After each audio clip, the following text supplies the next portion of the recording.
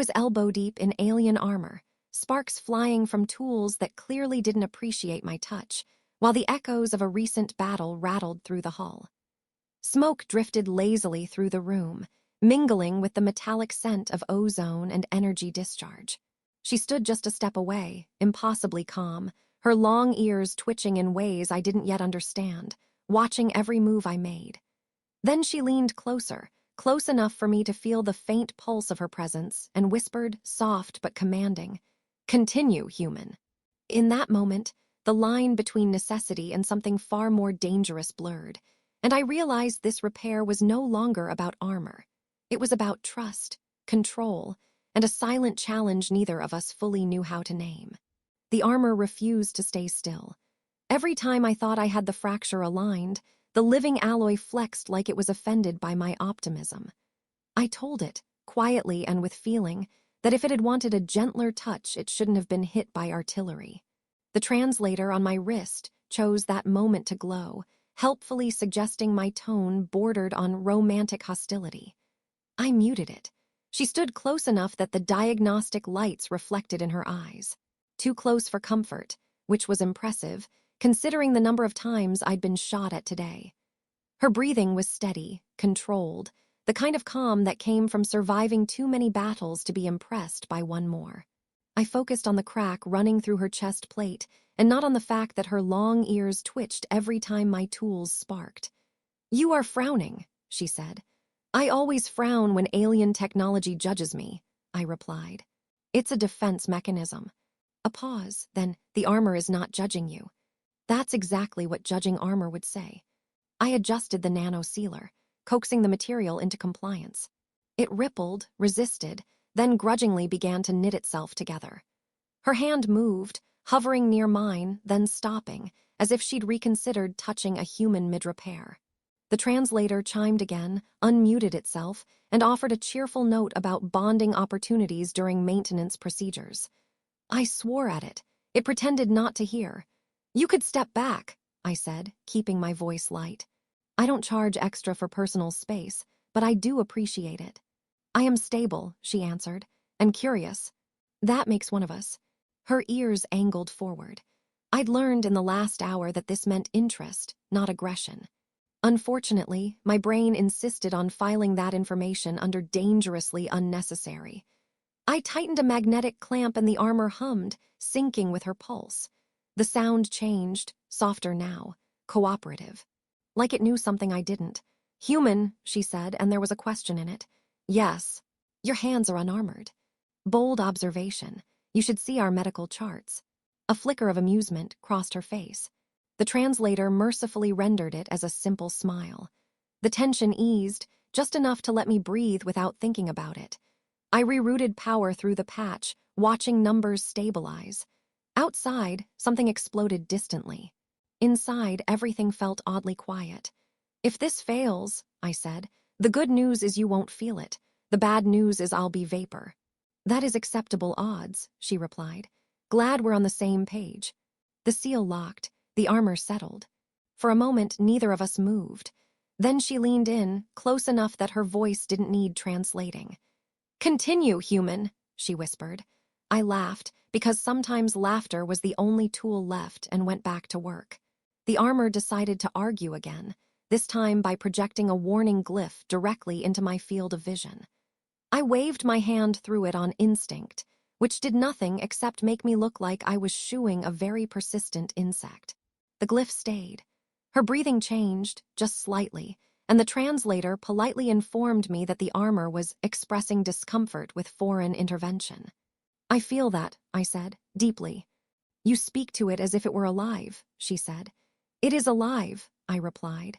"Just alive enough to be offended, not alive enough to listen." Her ears shifted, one angling back, the other forward. Confusion mixed with amusement, a combination I was beginning to recognize as her version of a smile. I adjusted the interface pad against her chest plate, and the armor responded by briefly replaying combat telemetry in the air between us. Ghost images of plasma arcs and shield failures flickered, then froze on the moment she took the hit. "That part," I said, pointing. "That was rude of them." "They were attempting to kill me," she said. "Still rude." I dampened the projection, and the armor quieted, sulking. The translator chose that moment to announce a minor update, cheerfully informing us that it had improved its understanding of her language's subtleties. As proof, it rendered her next sentence as, "Your stubbornness is aesthetically pleasing." I looked up. "Did you just compliment me, or is my wrist lying again?" Her eyes narrowed. "It is close enough. I'll take it." The repair required recalibrating the biolocks, which meant syncing my tools to her nervous system.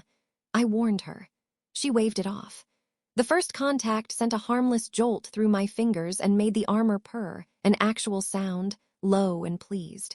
I did not comment on this. She did. "It likes you," she said. "I get that a lot," I lied.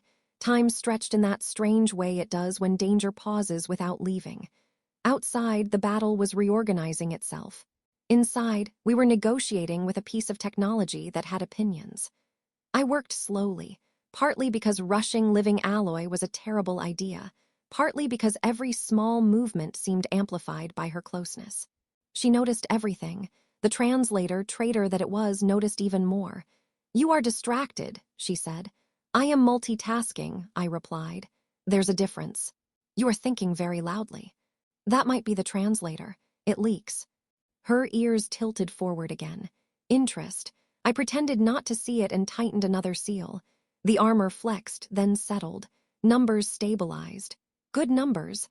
I allowed myself a small nod of satisfaction. "Human," she said, softer now. "Yes. Is this how you bond?" "With machines. Usually it's more one-sided." "With others?" I considered lying. Instead, I shrugged. "Usually we make jokes until the situation feels less like it might kill us." She was quiet for a moment. Then, "It is working." The armor chimed its approval, a gentle pulse that matched her heartbeat. I pulled my hands back, finally, and the absence felt louder than the battle outside. The translator offered no commentary, which was somehow worse. "One more cycle," I said, mostly to myself. "Then you'll be fully sealed." She stepped back half a pace, just enough to prove she could. Her ears relaxed. "I will remain." "Good," I said. "I'd hate for the armor to miss you." It pulsed again, smug. I shook my head, smiling despite myself, and went back to work, aware that whatever we were fixing now went beyond metal.